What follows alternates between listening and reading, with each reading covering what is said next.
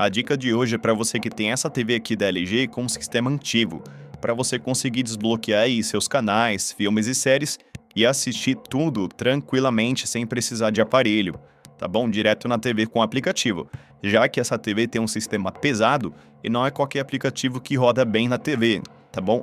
Ali já está marcado o aplicativo Cloud. Esse aplicativo funciona tanto nas TVs antigas quanto nas novas.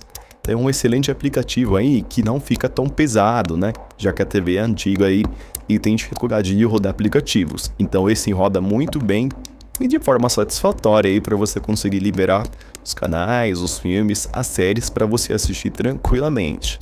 Após você fazer a instalação do Cloud, o que você vai fazer? É só entrar em contato com o pessoal que eu vou deixar a indicação, o pessoal que fornece a lista e o suporte para você desbloquear os conteúdos na sua tela, pessoal. Ó, a dica de hoje é essa. Obrigado por ter assistido. Forte abraço.